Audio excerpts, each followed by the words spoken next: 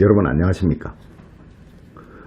오늘은 선천운과 후천운에 관해서 여러분들과 이야기를 나누어 보도록 할게요. 우리 사주학과 점수학의 가장 큰 차이점은 선천운만을 가지고 판단하느냐, 아니면 선천운에 후천운을 결합해서 같이 판단하느냐에 의해서 달라지게 돼요. 자, 첫 번째로 보통 일반적으로 대부분의 분들이 이 선천운인 사주만을 가지고 판단을 자꾸 하려고 해요. 제가 늘 말씀드리지만 여러분들과 동일한 사주를 가지고 태어난 사람들은 전국에 몇백 명씩 됩니다.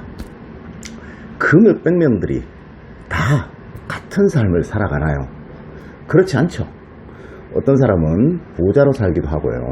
어떤 사람은 가난하게 살기도 해요. 또 어떤 사람은 결혼을 못해서 막 고민스럽게 살기도 하고요. 어떤 사람은 결혼해서 굉장히 행복한 삶을 살아가기도 해요. 그게 여러분들이 타고난 선천운에 의해서 결정을 지어진다 그러면 동일한 사주를 가진 사람들은 왜 다른 삶을 살아갈까요? 그 이유는요, 이 선천운에 후천운이 더해지기 때문에 달라지는 거예요. 그래서 이 선천운과 후천운을 결합하는 것을 배워야지만 내가 학자가 되는 거예요. 선천운만을 가지고 자꾸 판단을 하게 되면 여러분들은 점쟁이가 되는 겁니다. 제가 그 이유에 관해서 여러분들하고 이번 시간에 이야기를 할 거예요. 첫 번째, 나의 후천운은 부모님입니다. 나와 동일한 사주를 가지고 세상에 태어났으면서 부모님마저 동일한 사람은 세상에 하나도 없습니다. 여러분 하나밖에 없어요. 그러니까 여러분들의 삶과 똑같은 삶을 살아가는 사람이 세상에 아무도 없는 겁니다. 두 번째로, 여러분들과 똑같은 삶을 사주를 가지고 태어났으면서요, 여러분들과 후천적인 성격, 그러니까 이름이죠. 이름이 동일한 사람이 없습니다. 그러니까 여러분들이 여러분들만의 삶을 살아가는 거예요.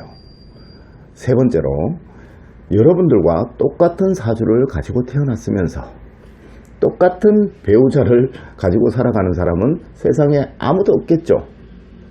그러니까 여러분들이 여러분들만의 삶을 살아가는 거예요.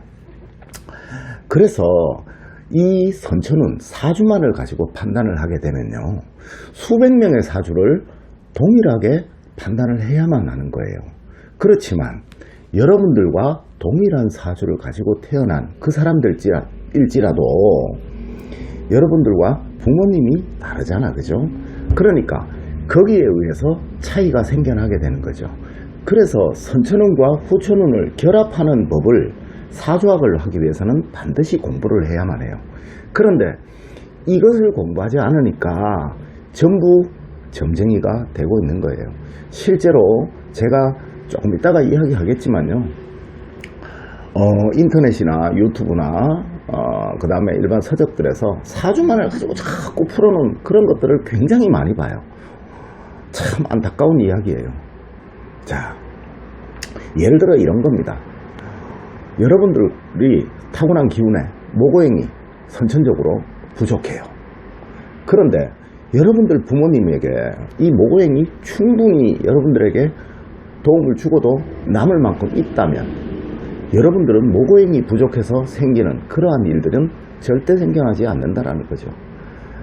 그렇지만 여러분들이 모고행이 부족한데 여러분들 부모님 역시도 모고행이 부족하다면 이거는 화, 토, 금, 수 다 똑같은 이야기예요.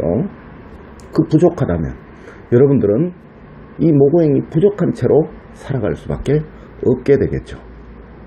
자, 이 역시 후천적인 성격인 이름 역시 마찬가지입니다. 여러분들에게 토행이 부족하다면 그 후천적인 성격을 만드는 이름이 토행의 이름이 되어 있다면 여러분들의 어린 시절의 삶은 문제가 없어요. 그렇지만 여러분들한테 토행이 부족한데 여러분들의 이름 역시도 토행이 보완이 되지 못한다면 여러분들의 삶이 힘들어지는 거죠. 토행이 부족함으로써 일어날 수 있는 그러한 일들이 생겨날 수밖에 없는 거예요. 비유를 하면요, 여러분들이 돈 벌 능력이 안 되는데 부모님 역시도 가난하다 그러면 여러분들은 가난하게 살겠죠. 이렇게 얘기할 수 있는 거예요.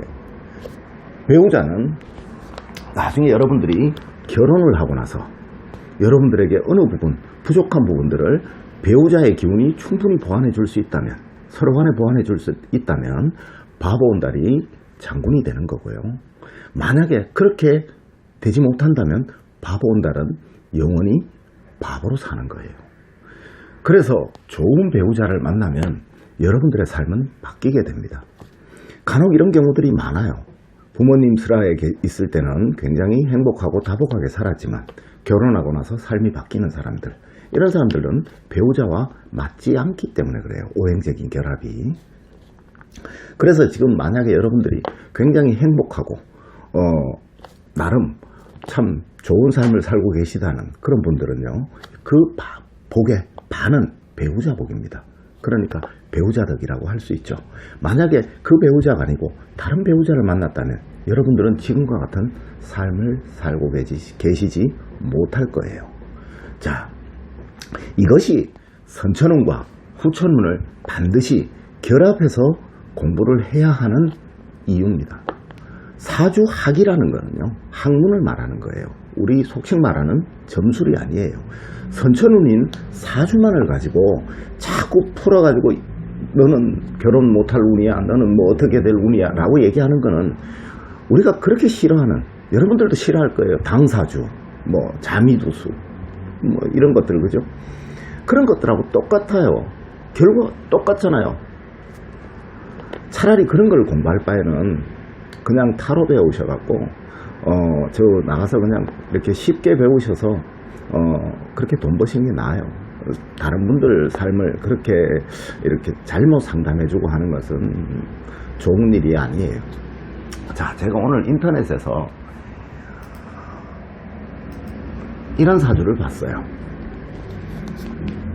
저는 연월 일시를 이렇게 썼어요. 대부분의 분들은 연월 일시를 이렇게 쓰는데요.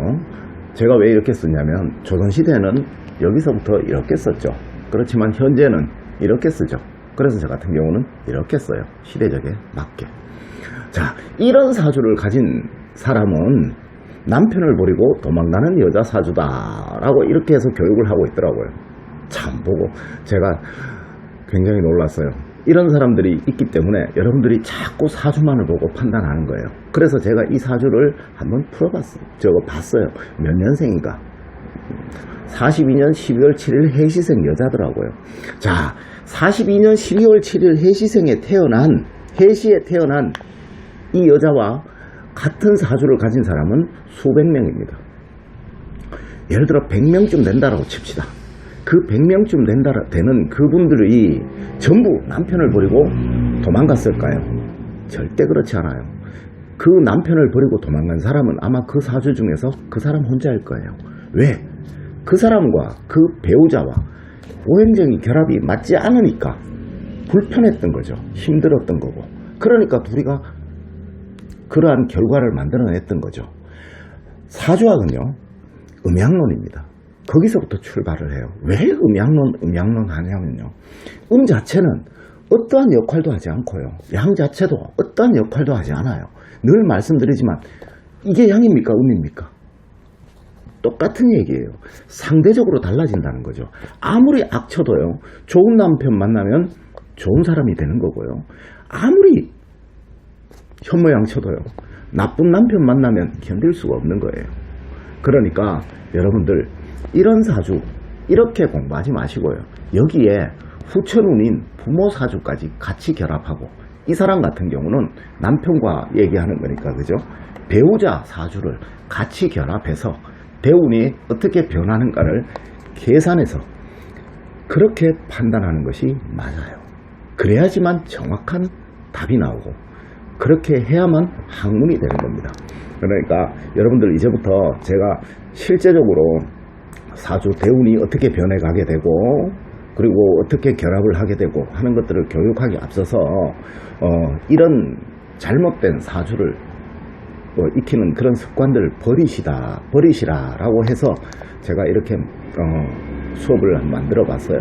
그러니까 절대로 이 사주라고 해서 이런 문명을 가지고 태어나지 않았다라는 겁니다. 반드시 명심하셔야 됩니다. 여러분들의 삶은 여러분들 스스로가 만든 게 아니에요.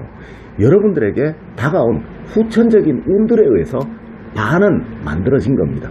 그러니까 이 부분 반드시 명심하시고요. 오늘 수업은 이 정도로 하시고 다음에 또 더 자세한 이야기를 해드리도록 하겠습니다. 오늘 수고 많으셨어요.